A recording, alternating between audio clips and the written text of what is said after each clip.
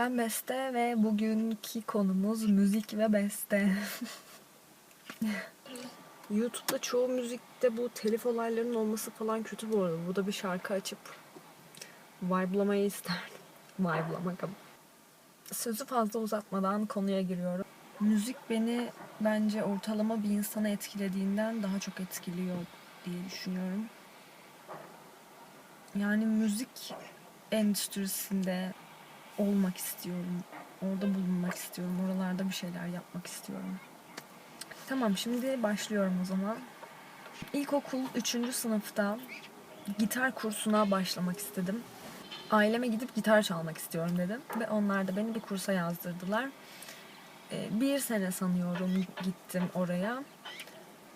Esat'ta taş fırın var. Onun üstünde bir gitar kursu vardı. Şu anda yok. O gitar kursunda kolay şarkılar üstünden öğretiyorlardı. Böyle hani akor nota tarzı değil de işte Hayat Bayramoğlu'yla başlamıştık mesela.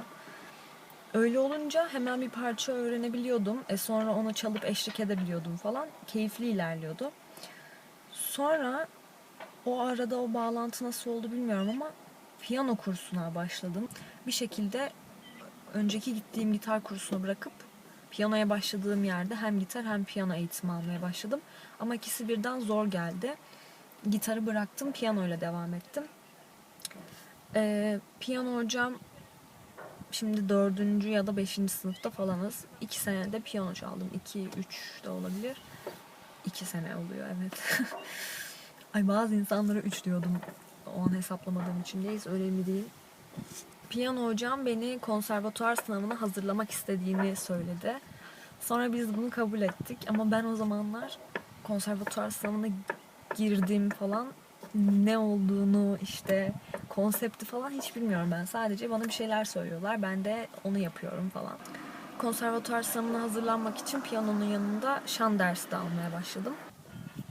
İlk aşamada çok heyecanlanmıştım. Çok fazla hata yapmıştım ve diyordum ki yok, yani olmaz bu. Ve sonra kazandığım açıklanmıştı. Şaşırtıcıydı bu arada. Okey, sevindik falan filan. İkincisinde piyanoda hiçbir hata yapmamıştım. Çaldığım eserde mi denir yani, neyse. Bir sorun yoktu ve geçeceğime inanıyordum ama o zaman sınav sonuçları kampüsün kapısına asılıyordu, kazananların isimleri. Babamla oraya gitmiştik ve ismimi görememiştik. O gün çok ağlamıştım ya, yani neden onu da bilmiyorum gerçekten. Hani o zamanki hislerimi çok hatırlamıyorum, evet, ama bu kadar hype'lı olduğumu bilmiyordum. Çok ağlamıştım yani. Ve sonra piyano, müzik, şan falan orada bitti benim yani. Kendimle ilgili şöyle bir şey var. Hayatım boyunca, bu karakterimle ilgili bir şey muhtemelen, böyle bir hırs, bir ekstra bir şey yok yani. Bir şeyleri çok çabuk bırakıp, ama evet, bu hep benle ilgili hep vardı bu. Bir şeyi çok çabuk bırakıp devam edebiliyordum falan. Neyse. Ortaokulda 3 sene boyunca okulun korosundaydım. Sanat, türkü, Türk halk müziği, Türk sanat müziği falan. O tarz aktiviteler. Kulağım vardı zaten, bu bir gerçek. Olmasaydı muhtemelen hocam beni konservatuar sınavına hazırlamak istemezdi diye düşünüyorum. Yani bu konuda mütevazı olamayacağım arkadaşlar. Kulağımın olduğunu biliyorum. Ses konusunda emin değilim yani. 5. sınıftan sonra araya bir ergenlik, ses değişmesi falan filan bir sürü yıllar girdi ve çok fazla şarkı söylediğim söylenemez böyle kendi halimdeyken falan belki. Ama eğitimle tabii ki olabileceğini biliyorum. Ve mesela bu Araf'ta olan bestenin seçeneklerinden bir tanesi. Şan eğitimine yönelip şarkı söyleyebilirim yani, sesten devam edebilirim. Bu bir seçenek mesela. Ortaokuldaki bu koro olayı da gayet keyifliydi yani. Ne söylediğin önemli değil. Oyunlar, o tarz parçaların çoğuna hakimimdir bu arada. Keyifliydi gayet. Sonra liseye geçiyoruz. Düşündüğümde lise 1 ve 2 en sevdiğim 2 seneydi. Çünkü hayatım o kadar doluydu ki o yoğunluk böyle inanılmaz hoşuma gidiyordu. Dershaneye gidiyordum, spora gidiyordum, dansa gidiyordum, hip hop kursuna gidiyordum. 2 sene hip hop yaptım. Gösteriler falanlar. Güzeldi, güzeldi. Beni görmeniz lazım ama. Sadece hip hop dinliyorum. Hip hop, rap, yabancı falan böyle. Abimin çalma listesi vardı. Onu direkt kendime aktarıp onun üstüne eklemeler yapıyordum. O büyük kolaylık olmuştu gerçekten. Güzel, keyifli, dolu dolu geçirdiğimi düşünüyorum lise yıllarımı.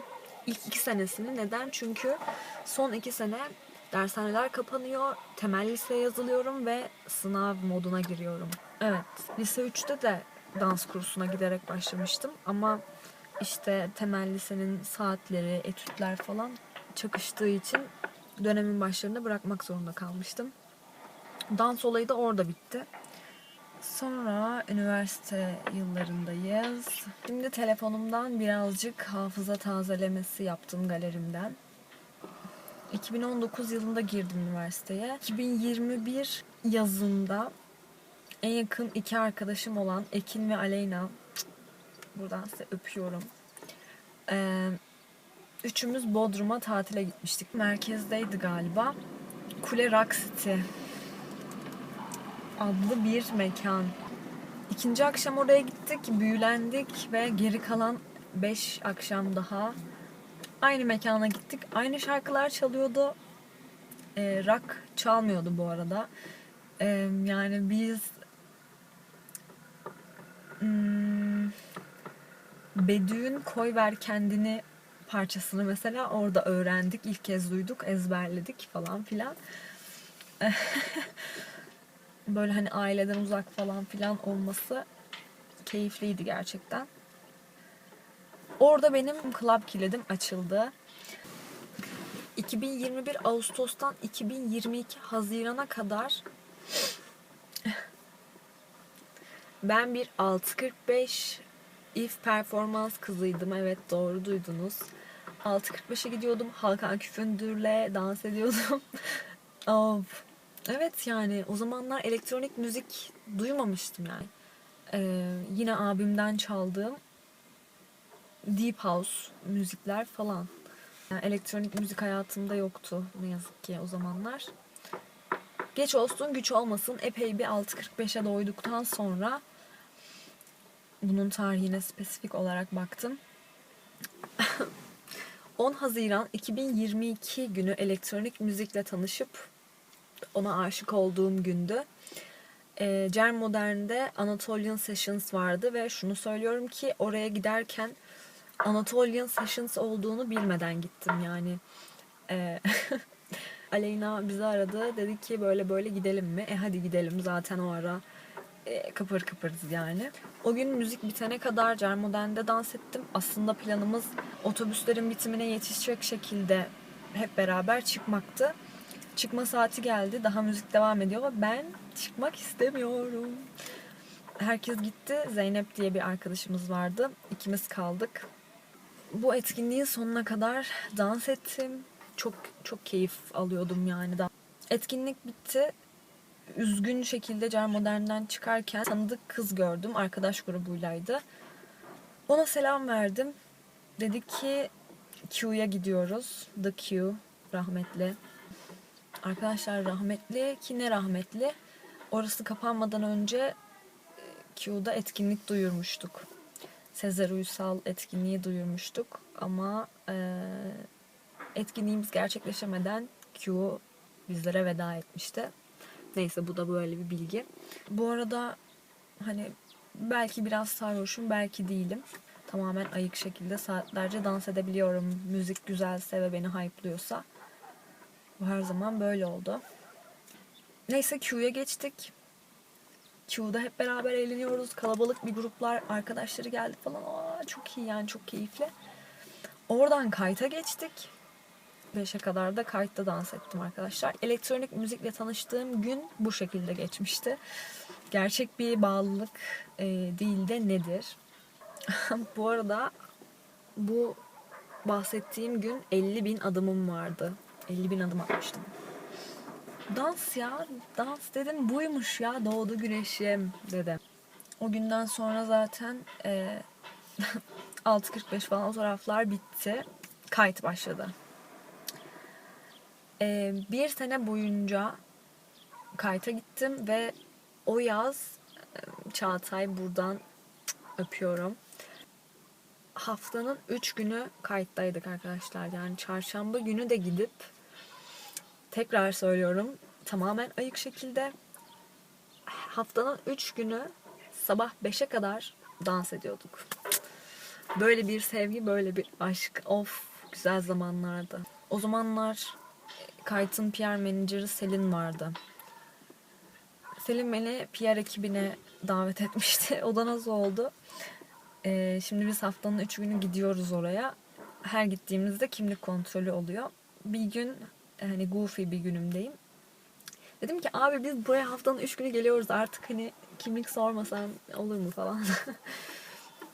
Öyle dediğimi duymuşum. Sürekli kayıta gelen bir PR iyi bir PR olur yani. Bir PR olur bundan. Uzun bir süre kayıtta PR'dım.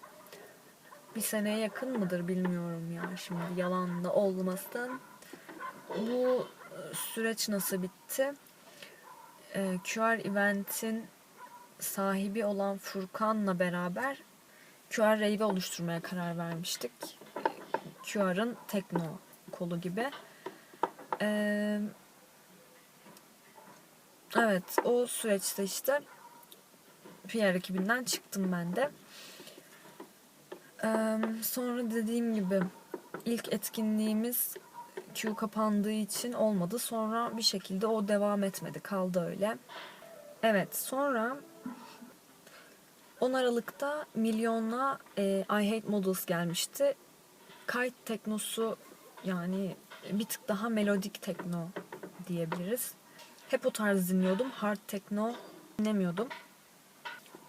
Yani bunları böyle söylüyorum ama Ankara dışında olan nasıl bilecek? Ankara'da Kite melodik tekno mekanıdır. Pixel hard tekno mekanıdır. Gerçi bu biraz böyle arada değişiyor, bir şeyler oluyor ama temelde böyle. Ben melodik tekno tarafındaydım. Sonra 10 Aralık'taki I Hate Models etkinliğiyle beraber o ambiyansın içinde Pixel'e döndüm yani. O noktadan sonra da her hafta sonunu Pixel'de geçirir oldum. Yani şimdi böyle diyorum da bu arada gerçekten her hafta sonu olmayabilir. Yani arada birkaç tane gitmediğim hafta sonu olabilir. Evet, çok sık gidiyordum ama tam yani gençliğimin baharındayım. Enerjim de varmış yani. Arkadaşlarım falan şok oluyordu zaten, hani nasıl bu kadar enerjik olabilirsin? Arkadaşlar, müziği seviyoruz. Müziğin içine giriyoruz, kendimizi kaptırıyoruz. Böyledir açıklaması. 2023 yazına doğru geliyoruz. Tabii bir yandan okul bitirme projesi cart curt, sıklığımız azaldı. Yani en yoğun dönemler yaz dönemleriydi. Rave'lediğim. Sonra mezuniyet. Mezuniyetin ertesi günü Aleyna Ekin, ben Almanya'ya tatile gittik.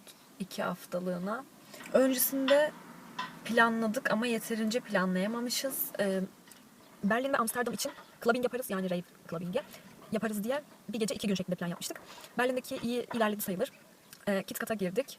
KitKat'tan çıkıp Berghain'a gittik ama ne yazık ki kapısından reddedildik. Berghain'e giremedik. Bu üzücü. Daha üzücüsü de var. Bir sonraki hafta sonu için Amsterdam'dayız ama gidecek mekan bulamadık. Yani bu nasıl oldu bilmiyorum ama bulamadık gerçekten. Bir tane Secret Rave bulduk. Ben bir WhatsApp grubuna girmiştim işte. Orada gizli etkinlik var, konum atıyorlar falan. Böyle iki tarafımız, her tarafımız tarla. Sokak lambaları var ama ileride bir yerden sonra bitiyor. Hiçliğin içinde yürüyoruz yani gerçekten. Birazcık tırstık tabii. Oraya da gitmekten vazgeçtik, geri döndük. Ve bu benim içimde kalan bir ukde ya da uhte. Çok üzücüydü, çok üzülmüştüm. O zamanlar hani tam bir raver olduğum zamanlardı. Türkiye'ye geldik ve dedim ki benim bu şeyimi, hıncımı almam gerekiyor. Türkiye'de, Ankara'da olduğu kadar çıkartmam gerekiyor derken 2023 yazı da yine çok yoğun bir şekilde gece hayatıyla geçti. Hep amacım şuydu: bu gece hayatı muhabbetine doyayım ve hani 30-40 yaşına geldiğimde ah demeyeyim ya da böyle canım çekmesin falan, doymuş olayım diyordum ve bu doyum noktasına gerçekten çok güzel ulaştım. 2023 yazından 2024 yazına kadar artık böyle şeydi zaten hani. Özellikle son zamanlarda çok iyi bir DJ olduğunda, dinlemek istediğim biri olduğunda falan gidiyordum. Gerçi o zamanlar bir de başka bir etkinlik grubunun PR menajeri olmuştum. Bizim etkinliklerimize gidiyordum falan.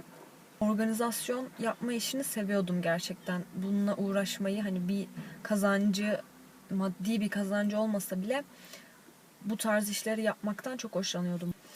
Kendi adıma daha fazla bu işin içinde olmak istediğime karar vermiştim. Çünkü bu süreç benim mezuniyetten bir sene sonrası ve artık kendi mesleğimi yapmak istemeyip müzik sektörü, müzik endüstrisinden devam etmek istiyordum çok net şekilde. Artık zaten öyle bir hani gideyim dans edeyim hevesim kalmamıştı. Bir tık daha ağırlık gelmişti yani. Front row enerji diye bir şey var, yani sahnenin yakınlarında güzel müzikle o hype'ı yakalayacağıma yine inanıyorum bu arada. Dans etmeyi seviyorum gerçekten ya.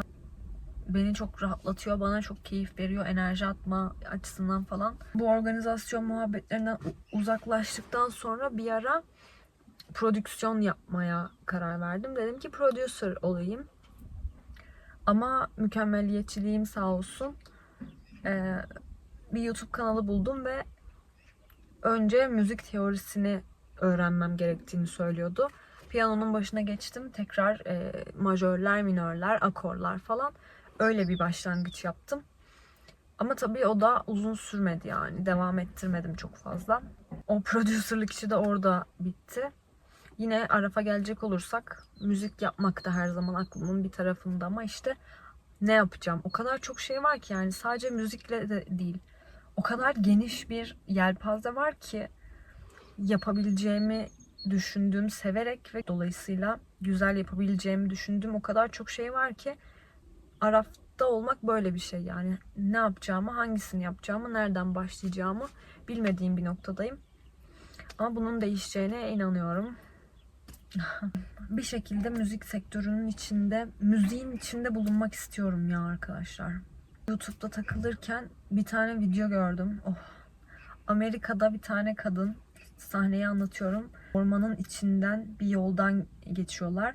Bu arkası açık olan arabalar var ya, ne de pick-up ha. Pick-up'ın arkasına oturmuş. Gitar çalıyor. Ah. Arabayla gidiyorlar böyle. Yani dedim bu nedir? Bu ne güzel bir şey. Müziğin şöyle bir kısmı da var. Herhangi bir kural olmadan akışta böyle yaptığın müzikler var ya, bunu çok kişili de yapabiliyorsun. Herkes kendi enstrümanını çalıyor ve ne deniyor ona tam bilmiyorum ama böyle bir tune in oluyorlar. Bir moda giriyorlar o akışa. İşte hani asıl müzik öyle oluyor zaten. İçlerinden gelerek çalıyorlar ve inanılmaz bir ses oluşuyor, bir melodi oluşuyor falan. Yani bu tarz şeylere bayılıyorum. O ormanın içinde arabanın arkasında gitar çalan, böyle saçları rüzgardan dalgalanan o kadını görünce mahvoldum yani. Mesmerized oldum arkadaşlar. Keyif aldığım, bayıldığım çok fazla tür var ve zaten hani bunu türle kısıtlamak da saçma. Kulağıma güzel gelen, beni iyi hissettiren bütün müzikleri seviyorum yani. Müziğin bendeki etkisini seviyorum gerçekten yani. Güzel müziğin, sevdiğim, kulağıma güzel gelen müziğin beni hype'laması, böyle enerjimi inanılmaz yükseltmesi falan. Seviyorum o hissi gerçekten. Organizasyon kısmından biraz koptuktan sonra menajerlik yapmak istediğime karar verdim. Bir ara öyle bir furya vardı. Bunun için yine birkaç adım attım. İstanbul'da DJ olan, aynı zamanda bir etkinlik grubu olan bir arkadaşımla konuşurken menajerlik yapmak istediğime karar verdim. Bu da güzel, hızlı, motivasyonlu başlayan ama kısa süren bir serüven oldu. O da bir şekilde olmadı. Ama gerçekten menajerlik işi çok içimde iyi hissettiğim bir konuydu. Neden? Yeteneğine inandığım insanları, sanatçıları destekleyip onlarla beraber çalışıp onları yükseltmek, iyi yerlere getirmek mükemmel bir motivasyon bence. Bu fikri bana teklif eden ve her türlü yardımı sağlayacağını söyleyen arkadaşım Arda. Buradan selamlar. Arda'nın ciddi anlamda her şeyiyle, yani fotoğraf çekimi olacaktı mesela. Mekan bakıyorum, ışık bakıyorum, kıyafet bakıyorum falan ve bunları büyük bir zevkle yapıyorum. Evet, yani insanlara yardımcı olmak, destek olmak beni çok fazla motive eden bir şey. Okuduğum bu Artist Way kitabında şöyle bir şey gördüm. Shadow Artist ve Intended Artist tanımları var. Intended Artist için şöyle bir şey yazıyordu arkadaşlar. Intended Artistler Artist Manager haline gelebilir. Hani kendisi sanatçı olamamış ama sanatçıların menajerı olarak hani bir şekilde o pleasure'ı, o keyfi alıyor şeklinde. Böyle olunca ah dedim böyle. Evet evet, bu bana olmuş dedim. Öyle yani. Menajerlik muhabbeti de olmadı. Sonra kaldı öyle. Evet. Neden devam etmediğim noktasında sektörde yaşadığım, gördüğüm olumsuz deneyimler sonucunda muhtemelen motivasyonum azalmıştı diye düşünüyorum. Yani ufak ufak denemeler oldu ama işte hiçbirinin devamı gelmedi. Şimdi müzik açısından anlatıyorum ama tabii ki bu süreçte hayatımda olan birçok şey var. Yine ilk videoda bahsettiğim mezuniyet sonrası bu 2 yıllık kişisel gelişim sürecim, farkındalıklarım, aydınlanmalarım falan. Kaçırılmış bazı fırsatlar, muhabbetleri falan var. Bir şekilde uzaklaşmış oldum. Bir de şöyle bir şey var tabii. Tekno endüstrisi Türkiye'de özellikle çöküş durumunda, yani çökmüş bile olabilir, bitmiş bile olabilir. Çünkü bence insanlar artık müzik dinlemeye gelmiyorlar. Bunu genele vurabilirim, evet. Yani epeydir de gitmiyorum. Ama son dönemde gittiğim her seferinde memnuniyetsiz bir şekilde dönmüştüm. Neden? Çünkü genelde DJ'ler kitleye göre çalıyorlar. Kitlede müzikle çok alakası olmayan bir kitle ve sadece kick seviyorlar falan, bilmiyorum. Yani müzik de çok fazla keyif vermemeye başladı. Öyle olunca iyice uzaklaştım. Bir şeyler denedim. Yarım kalan çok şey var. Şu an önümde net bir yol yok. Bu sektörde gördüğüm, ilerleyebilirim dediğim. Eğer bu sektörde bir şeyler yapmam gerekiyorsa karşıma çıkacaktır ve iç sesim aha bu diyecektir diye düşünüyorum. Her şey olması gerektiği gibi diyeceğim ama işte kaçırılmış fırsatlar olunca her şey olması gerektiği gibi diyesi gelmiyor insanın. Yine de durum böyle, çünkü şöyle bir şey var. Eğer o fırsatlar kaçtıysa ve ben şu anda bu noktadaysam olmam gereken yerdeyimdir. Çünkü o fırsatları kaçırmış olmam demek almam gereken dersler olduğu anlamına geliyor. O yüzden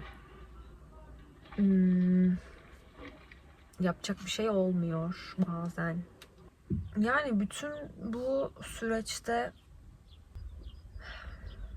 evet, yani bunu net bir şekilde söyleyebilirim. Çoğunlukla tek başımaydım. Hayatımla ilgili ne yapacağımı düşünürken zaten hani buna benden iyi karar veren biri olamaz ama benim elimden tutup bir yerlere taşıyacak biriyle karşılaşmadım.